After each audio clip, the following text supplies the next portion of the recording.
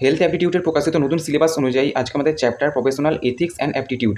এখানে পেশাগত নৈতিকতা এবং অ্যাপটিটিউড সম্বন্ধে আলোচনা করা হবে।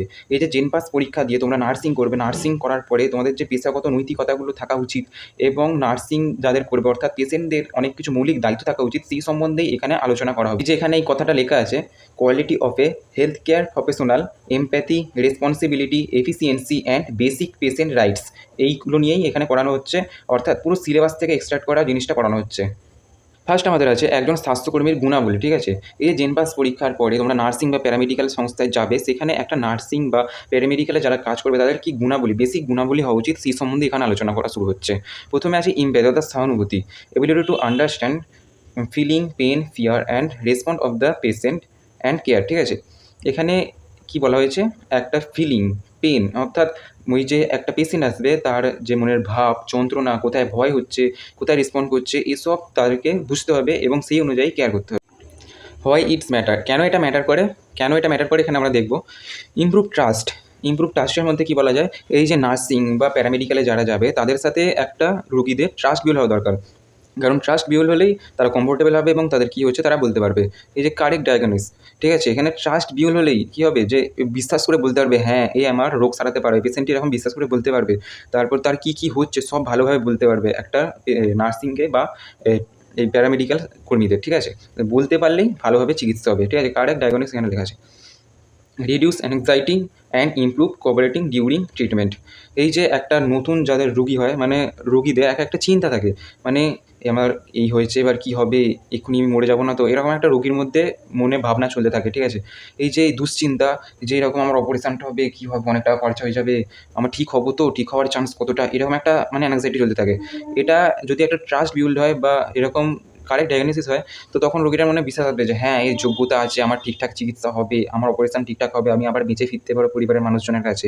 এরকম করে একটা মানে সে একটা হেলদি মাইন্ডসেটে থাকতে পারবে। আর হেলদি মাইন্ডসেটে থাকলেই সে যে চিকিৎসক যারা থাকবে, যারা চিকিৎসা করে তাদের সাথে কোঅপারেটিং করতে পারবে এবং ভালো ট্রিটমেন্ট হবে। ভালো ট্রিটমেন্ট করাই হচ্ছে নার্সিং বা এই প্যারামেডিক্যাল কর্মীদের দায়িত্ব। তো কীভাবে এটা করা যেতে পারে? Good listener, first of all good listener হতে হবে, অর্থাৎ ভালোভাবে শুনতে হবে পেশেন্টটি কী বলছে।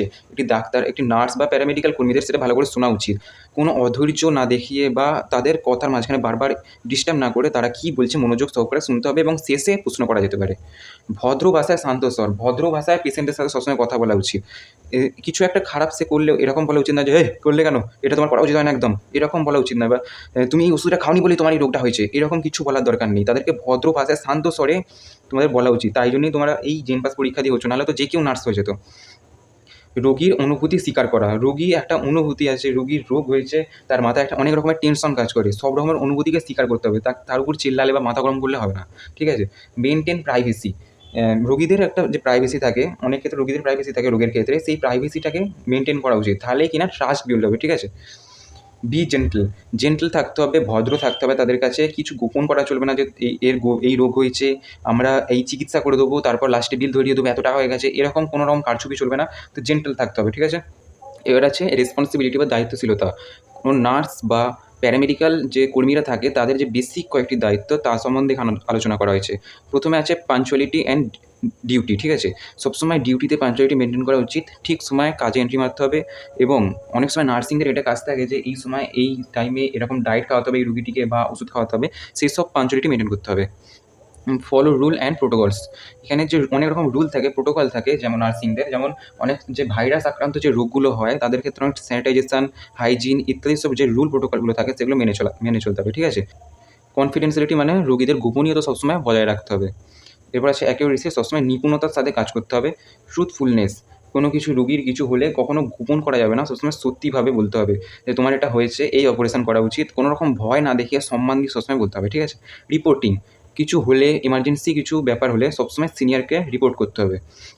Scope of practice, scope of practice বলতে এখানে কী বলা হয়েছে, এই যে আমরা সবসময় যে কোনো কাজ করি না, সবসময় আমাদের শিখতে হয়, ঠিক আছে। মানে সবসময় একটি ছাত্রর মতো থাকা উচিত, কোথাও একটা শেখার কিছু এলে আমাদের শিখে নেওয়া উচিত এবং সেটা সবসময় শেখা উচিত। এই যে শেখার জিনিসটা, সব যখন শেখার জিনিস আসবে বা সময় আসবে তখনই শিখে নেওয়া উচিত, ঠিক আছে। তো সেই শিক্ষাটা কখন কোথায় কাজে লাগবে সেটা বলা যায় না।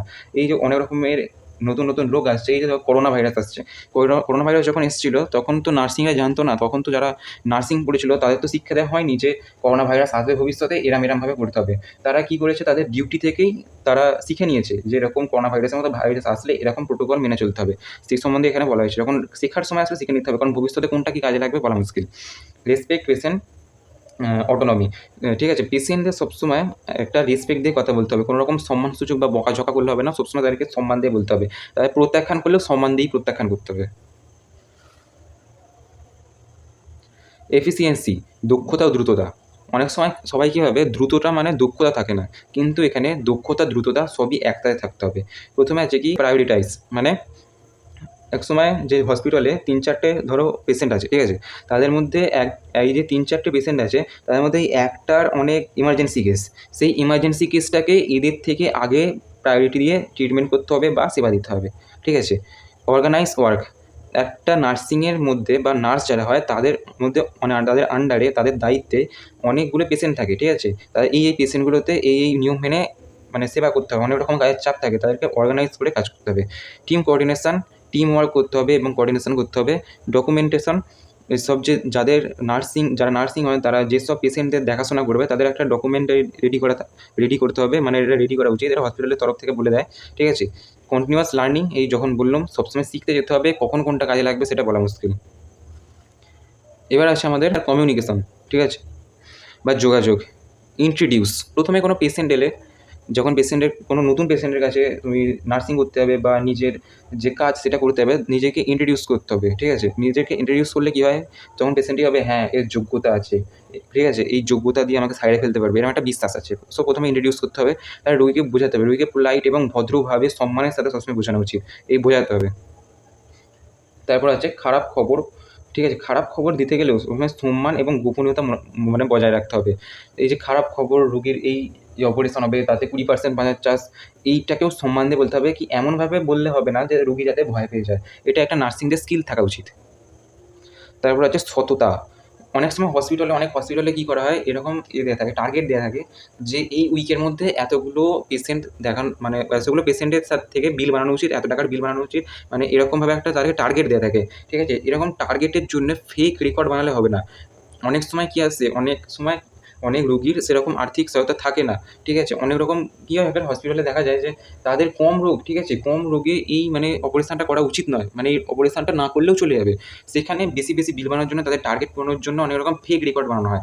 সেই ফেক রেকর্ড বানালে চলবে না, মানে সততা থাকতে হবে, নিজের সততা বজায় রাখতে হবে।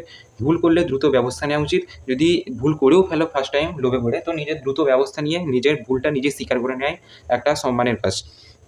সম্মান ও বৈষম্যহীন, তুমি যেহেতু নার্সিং হয়েছো এবং হেলথ রিলেটেড ফিল্ডে কাজ করছো, ধর্ম, জাত, লিঙ্গ, অর্থনৈতিক অবস্থান এসব বৈষম্য মানলে হবে না, ঠিক আছে। মানুষ তোমার কাছে এখানে ট্রিটমেন্ট পেতে এসছে, সেবা পেতে এসছে, সবাইকে মানুষ তো মানুষ হিসেবে দেখতে হবে। এই যে এই মুসলিম আমি একে করবো না, এই হিন্দু আমি একে করবো না, কিছু সেবা করবো না, কি বাঘ দিয়ে আমি করবো না, সবাইকে মানুষ, সবাই একটা মানুষ, এইসব জাত পাতের মতো সংকীর্ণ মানসিকতা এখানে বাদ দিতে হবে।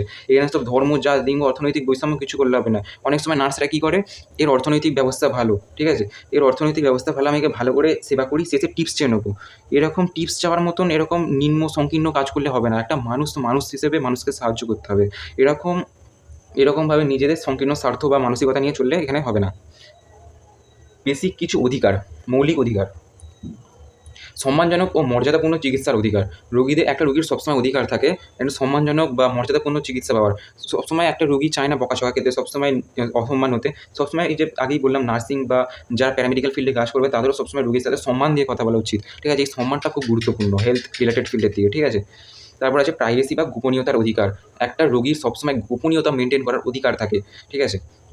তথ্য জানার অধিকার বা সম্মতি, তথ্য জানার অধিকার বলতে কি, অনেক সময় অনেক হসপিটালে যে বললাম টার্গেট পূরণের একটা আলাদাই লক্ষ্য থাকে, টাকা ঠাই সবসময় টাকাটাই দেখে, তারা মানবিকতাটা দেখে না, ঠিক আছে, তারা ওরকম ভুলভাল অনেক রোগ বলে দেয়। তো সঠিক একটা তথ্য জানার অধিকার আছে রোগীদের, কী রোগ হয়েছে, কী চিকিৎসা আছে। অনেক সময় রোগীদের ফাইন্যান্সিয়াল কন্ডিশন খারাপ থাকে, কিন্তু তাদের টার্গেট পূরণের জন্য ফাইন্যান্সিয়াল টার্গেট যে অনেক থাকে, যে এই মাসে এত টাকা বিল বানাতে হবে, আমরা টার্গেট দেওয়া থাকে, এইসব টার্গেটের জন্য তাদেরকে যেগুলো হাই পেড চিকিৎসা, লো পেড চিকিৎসা দিয়ে হয়ে যাবে, কিন্তু তাদেরকে সবসময় হাই পেড চিকিৎসা দিয়ে বলা হয়, কিন্তু এইরকম উচিত না। একটা রোগীর সবসময় বিকল্প যে পথ থাকে সেগুলো জানার একটা সমান অধিকার থাকে। তারপরে হচ্ছে ঝুঁকি, এই অপারেশন হলে আমার 20% বাঁচার চান্স আছে, ঠিক আছে, আর একটা যে অপারেশন আছে ওইটা করলে আমার 60% বাঁচার চান্স আছে। এই সম্বন্ধে ডিটেলসে বলা উচিত একটা রোগীকে, এই সম্বন্ধে ডিটেলসে জানা উচিত একটা রোগীর। তারপর অপারেশনের আগে খরচ নিয়ে করা উচিত, অপারেশনের আগে খরচ নিয়ে কথা বলা উচিত। অনেক সময় কী হয়, এই যে টার্গেট পূরণ একই, মানে সবসময় আমি পয়সা দিয়ে গেলেই মানবিকতা নষ্ট হয়ে যায়। এই যে পয়সার দিকে প্রথমে পয়সা বলবে না, বলবে এই অপারেশন করিয়ে নাও তাড়াতাড়ি বেঁচে যাবে, এরকম একটা আলাদাই মানে চলে, ওই রকম বলে দিয়ে শেষে খরচের কথাটা বলবে। তখন যারা ফাইন্যান্সিয়াল কন্ডিশন খারাপ তারা যেখান থেকে সেখান থেকে মানে তাদের আলাদাই একটা মানসিকতা স্ট্রেস তখন তারা কাজ করে, ঠিক আছে। এরকম খরচটাকে বলে দেওয়া উচিত এবং খরচটা তাদের একটা জানার অধিকার আছে। চিকিৎসা প্রত্যাখ্যান করার অধিকার। অনেক সময় ডাক্তাররা ভয় দেখিয়ে জোর করে চিকিৎসা চাপিয়ে দেয়, ওরকম চিকিৎসা প্রত্যাখ্যান করার সমান অধিকার আছে। জরুরি সেবার অধিকার, এমার্জেন্সি কোনো ব্যাপার হলে তাদের জরুরি সেবা পাওয়ার অধিকার আছে। মেডিকেল রেকর্ড, যাদের যে অনেক সময় পেশেন্টদের আলফাল মেডিকেল রেকর্ড বানিয়ে দেয় অনেক মানে বিল বানানোর জন্য, বেশি টাকার বিল বানানোর জন্য, কিন্তু এখানে একটা রোগীর মেডিকেল রেকর্ড পাওয়ার সম্পূর্ণ অধিকার আছে। আর তারপর অভিযোগ, মেডিকেল রেকর্ডে কিছু খামতি দেখলে তার অভিযোগ করারও সম্পূর্ণ অধিকার আছে। তো আজকের ক্লাসটি শেষ হচ্ছে এখানেই।